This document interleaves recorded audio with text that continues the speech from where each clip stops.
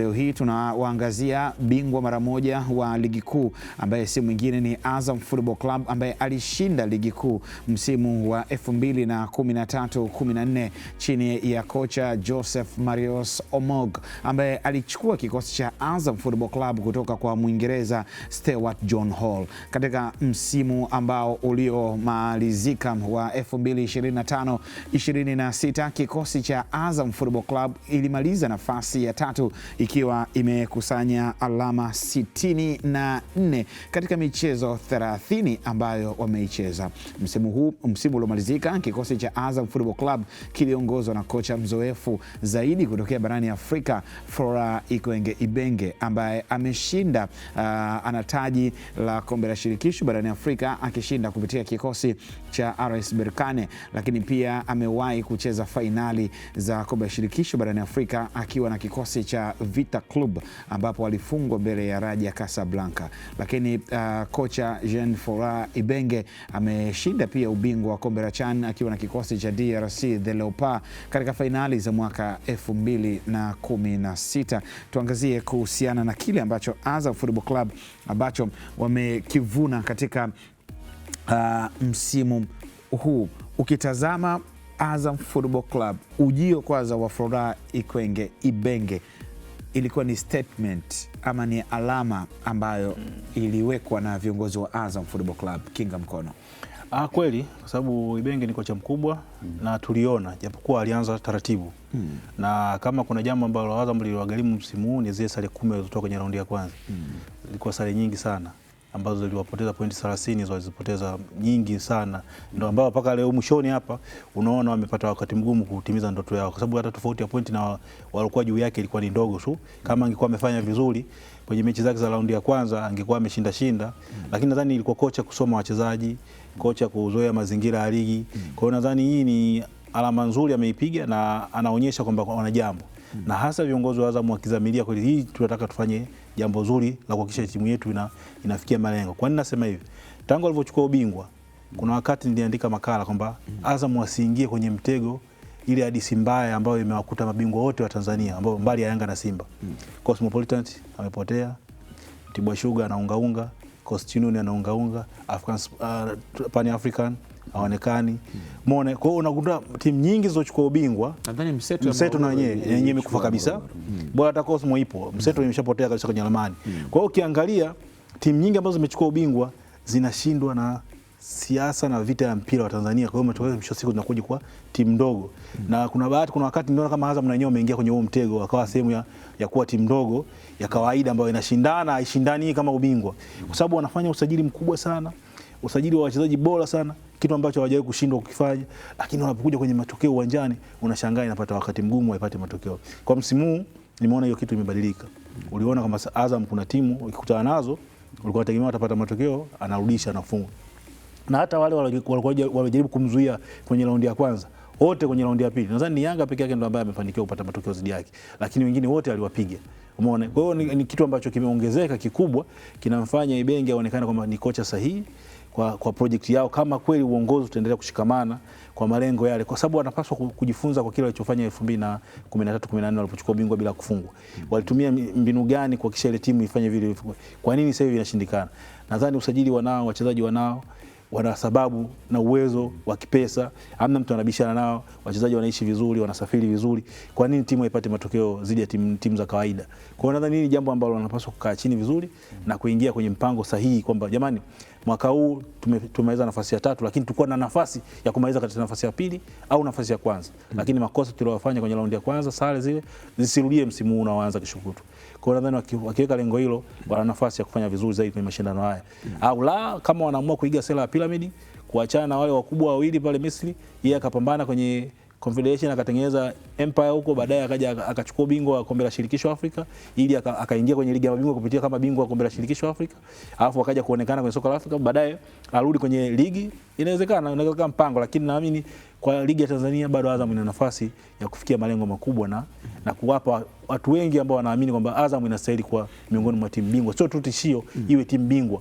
Kwa nini huu utawala wa watu wawili unashindikana? Sawa, tutakuja kuangazia takwimu za Azam Football Club kwa jinsi ambavyo walivyocheza na walizofanya katika msimu wa 2025-26. Domayo, umecheza ndani ya kikosi cha Azam Football Club. Yes. Ukiangazia msimu uliomalizika ambao umeutumia kama mchambuzi hapa Azam TV, nini ambayo ulikuwa unaona hichi kitu kwa Azam ni faida, kilikuwa ni chanya katika msimu wa 2025-26? Wana faida nyingi, lakini ukiangalia Azam ya msimu huu baada ya kuingia Ibenge, unaiona ni timu ambayo kwanza ndio maana Ibenge alivyoingia alipata sare nyingi. Yaani ni kocha ambaye kwanza anatengeneza ulinzi kwanza. Ukiangalia Azam safari hiyo wanajilinda vizuri. Yaani ukiangalia ukifuatishia mechi zao hawaachi ile mianya ambayo timu zingine zinafanya. Yaani wanakuwa compact sana. Kwa hiyo unaona kocha Ibenge alipokuja kaingia na hiyo kwamba tengeneza kwanza nyuma ukiwa vizuri, striker unaweza ukafanyaje ukaboresha taratibu.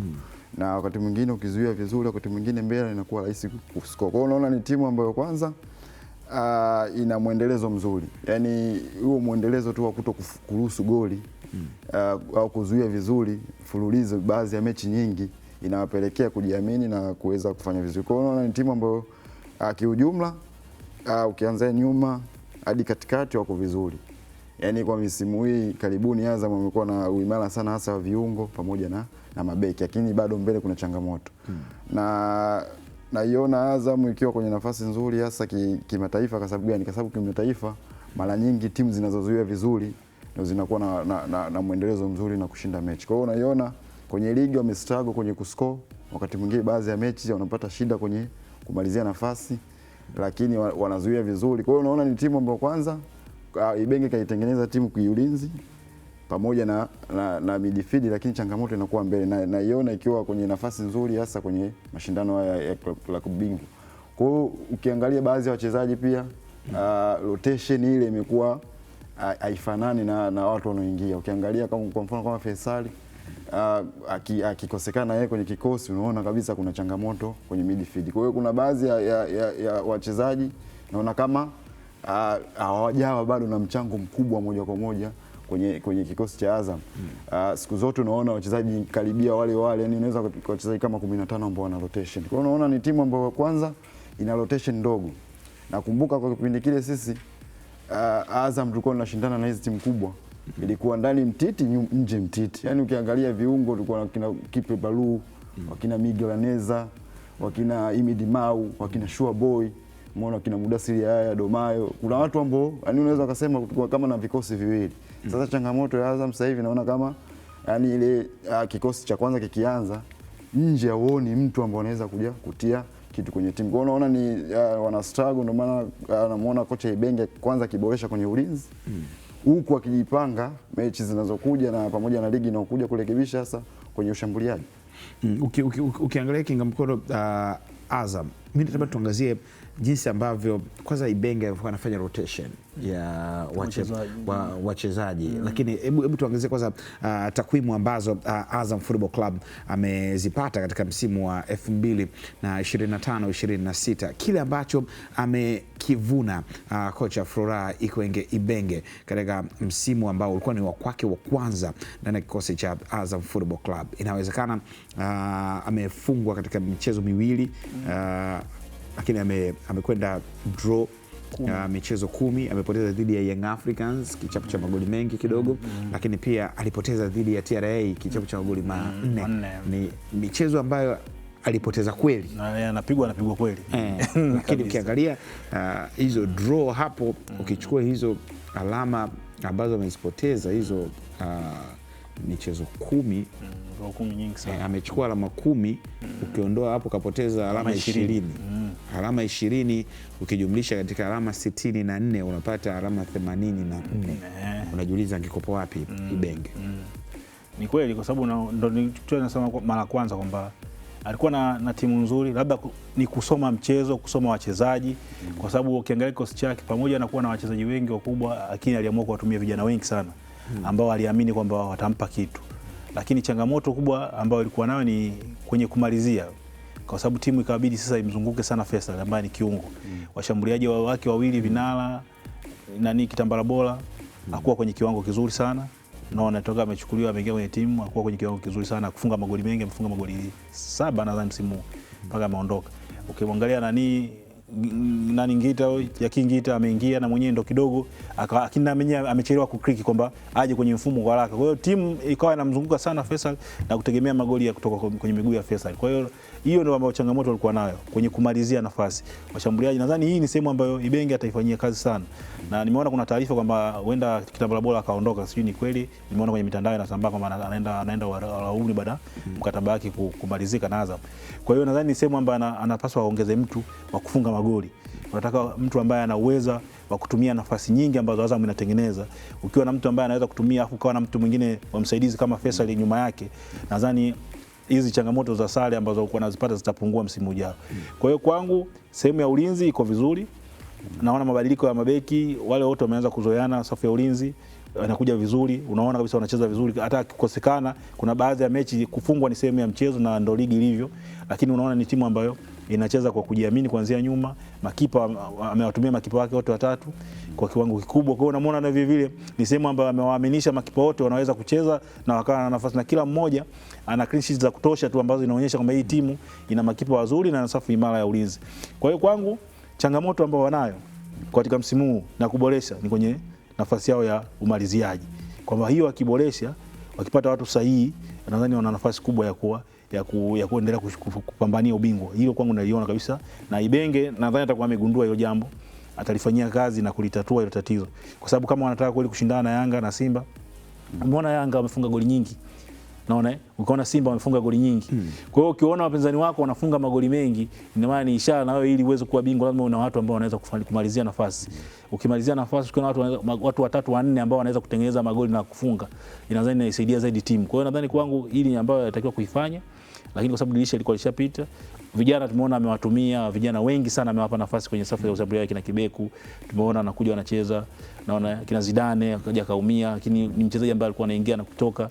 Kwa hiyo unaona kwenye safu ya ushambuliaji amejaribu sana vijana, kutokana na kwamba na wale waliokuwa nao, wale ambao walitegemea walikuwa wameshindwa kuibeba timu. Kwa hiyo kwangu naona ili wawe miongoni mwa washindani sokoni safari hii, nguvu kubwa waongeze kwenye safu yao ya ushambuliaji, pamoja na beki waongeze mtu mmoja katikati wa kuwasaidia wale wengine wenye uzoefu zaidi kama wa kimataifa. Nadhani wana nafasi kubwa ya kuendelea kuwa washindani. Domayo, kitu gani ambacho kwa uchache kidogo unaona kwamba hapa Azam Football Club wanapaswa kuongeza nguvu katika kuelekea msimu huu sasa ambao ni mpya 26-27?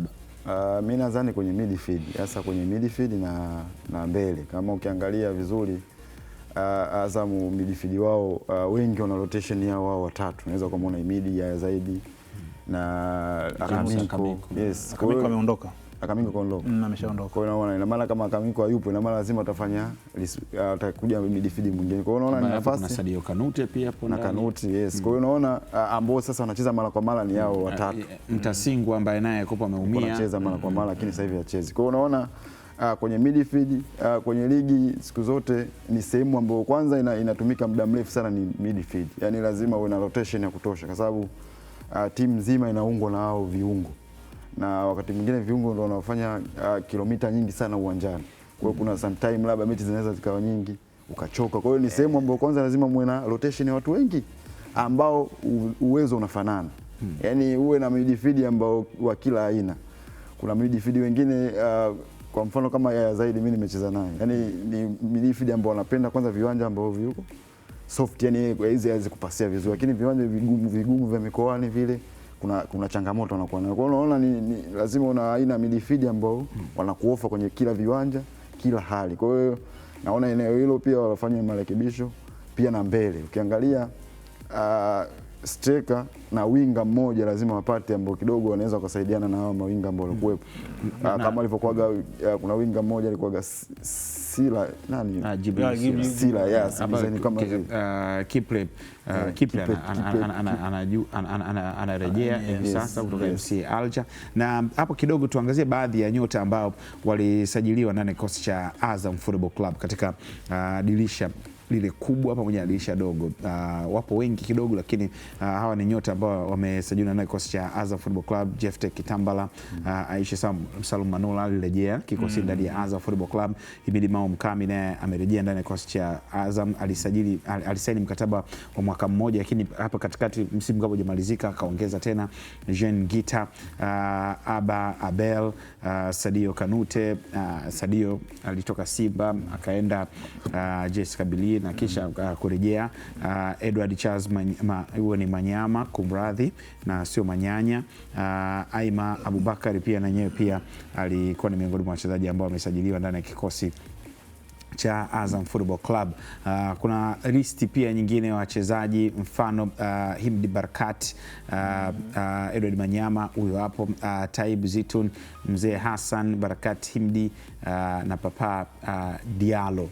Ni nyota ambao walisajiliwa ndani ya kikosi cha Azam Football Club. Kuna watu wametoboa, lakini pia kuna kijana Twalib Nur ambaye alipandishwa juu. Ni wachezaji ambao walionekana hapo kidogo hapo, lakini wachezaji waliopandishwa kina Alboges Kioba, Ashraf Kibeku wamepandishwa na kuonyesha ule mchango ambao wameuonyesha ndani ya kikosi cha Azam Football Club. Kwangu mimi kati ya hiyo orodha mtu ambaye angebaki na akazoea mazingira Barakat. Alikuwa mtu sana. Nimeangalia mechi zake chache alizocheza za mwanzo. Yani yule angekuepo angeendelea kubaki kwenye timu. Nini kimemkwamisha? Sijajua, maana sikuwa karibu sana na kambi ya Azam. Yani ni kama ndani ya uwanja alikuwa ni mtu, yani ana vitu vingi ambavyo pale mbele alipata majeraha.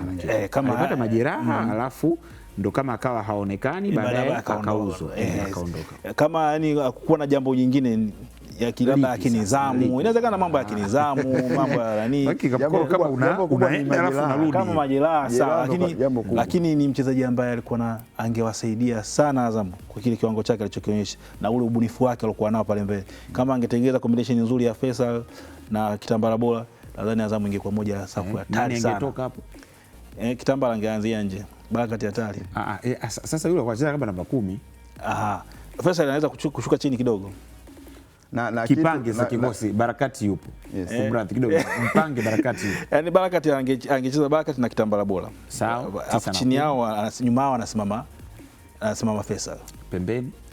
Pembeni unakuwa na Nado. Unaona? Alafu huku pembeni anacheza Aba alikuja hivi karibuni. Wacheza mbele ya watatu. Wacheza mbele ya watatu, ndio maana ni hao wanaweka Faisal na Barakat pamoja na Kitambala wanakaa pale mbele. Tumemaliza watatu. Alafu chini Imidi anakuja kuwamalizia kukabia. Nado hayupo hapo. Nado si anacheza pembeni, anatokea pembeni. Yaani Faisal anakuwa namba 11, utapanga 12. Faisal anachezaga namba 10, watatu mbele, wale wa mbele kama kuna Kitambala labda winga Nalo, winga mtu mwingine. Ukiangalia ni wanacheza. Haya basi fanya. Mimi nasema ile kwenye ile mbele wanakuwa tatu. Ufanye huku Barakati, Kitambala, alafu Nado. Chini yake yuko Faisal. Hapa anakuja kufunga kabisa kaka mtu mzima. Imidi. Watano. Unaona? Kwa hiyo hapo midfield yako ushaitimiza. Ni kitu alafu ukiangalia Azamu ambayo inakuwa na ubora mkubwa kwenye baadhi ya ligi au unakuwa kwa vizuri, ukiangalia hususan ukiwa na mawinga ambao wale hatari. Yaani mimi nimekaa Azamu tukiwa na ni mfumo ambao wakiwa na mawinga hodari, ndo Azam inakuwa iko kwenye nafasi nzuri sana ya kucheza vizuri baadhi ya mechi nyingi na kufunga mechi nyingi. Ukiangalia kwa kipindi kile kulikuwa na Kipe Cheche ule kipindi kile, umeona alikuwa huko pembeni kumalizia tu Kiple Herman Cheche. Yes, ni sehemu yani Azam ni sehemu ambayo wanakuwa bora ukiwa na mawinga hatari. Yaani ndio msimu huo unakuwa hatari sana. Sema ile Azam ni sawa ilikuwa na mawinga lakini pia ilikuwa ina strikers kwa sababu una John Boko, una Gaudens Mwaikimba, una Brani Omonyi. Na Brani naye anaanza kutokea pembeni. Kutokea pembeni. Kuna mmoja pia alikuwepo hapo. Walikuwa ni wanne I think. Pale. Hata midfield yao yule Mkenya yule midfield yule. Yani ndio nilikuwa nasema ni wale walikuja baadaye. Azamu ya kile wakina Humphrey Mieno. Mieno kwa kwenye timu ambayo ilikuwa timu sana ambao wanaanza kutoka. Wale walikuja baadaye kwa sababu walikuja Jackson Atudo mlinzi wa kati, Humphrey Mieno, afu alikuja na Alan Watende Wanga. Okay sawa. Kitambo nakumbusha pale. Mtu kabisa. Yani ndio nilikuwa nasema mwanzo. Unajua Azamu ulikuwa gani wanaocheza mtiti. Wanaocheza mtiti wanaondoka nje nao yani wanakuwa hatari. Sawa. Tunaangazia Azam Football Club.